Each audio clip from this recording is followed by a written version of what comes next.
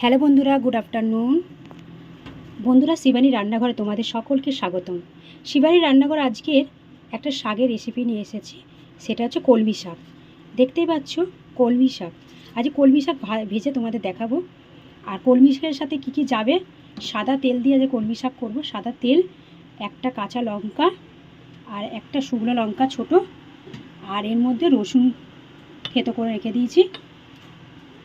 আর এটা কড়া আছে, কড়াটা গরম করতে বসিয়ে দিয়েছি, অলরেডি গরম হয়ে গেছে। এর মধ্যে সাদা তেল দেব, সাদা তেল দিয়ে দিলাম।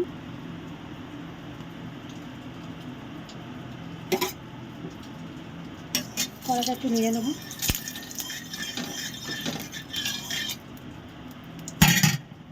তেলটা থেকে ধোয়া বেরাচ্ছে, তো আমার তেলটা অনেকটাই গরম হয়ে গেছে। এর মধ্যে একটু শুকনো লঙ্কা দেব, একটা গোটা শুকনো লঙ্কা দিলাম। তারপর একটু রসুন, থেতো করা রসুনটা দিয়ে দিলাম। আর রান্নাটা আমি পুরো সিমি আছেই করবো, মানে গ্যাস ওভেনটা অনেকটাই আস্তে করে দিয়েছি। আর এর মধ্যে হচ্ছে লঙ্কাটাকে আমি ফাটিয়ে দিলাম। এরপর আমি শাকগুলো দিয়ে দেবো।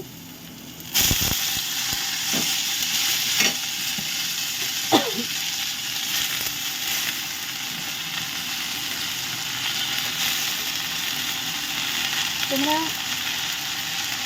এইভাবে রান্না করে খেয়েও দেখবে ভালোই লাগবে। কলমি শাকের অনেক গুণাবলীও আছে। কলমি শাক খেলে তোমাদের কোষ্ঠকাঠিন্য দূর হবে, শরীরে অনেক রোগ বিসুখও দূর হবে। শাক জিনিসটা না বন্ধুরা খুবই ভালো জিনিস, মানে শাক প্রতিবারে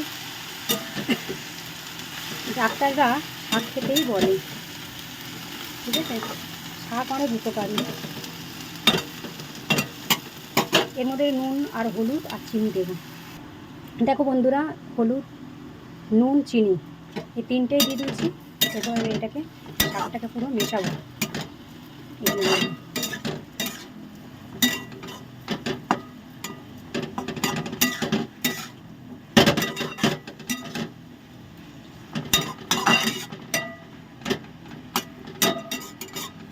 মেশানো হয়ে যাচ্ছে, এটাকে এবারে ঢাকা দিয়ে দেবো। ঢাকা দিয়ে দিলাম। এটা অনেক আস্তেই হবে, জোরে দিলে শাকটা পুড়ে যাবে, তাই আস্তে করে দিয়েছি। ঠিক আছে বন্ধুরা,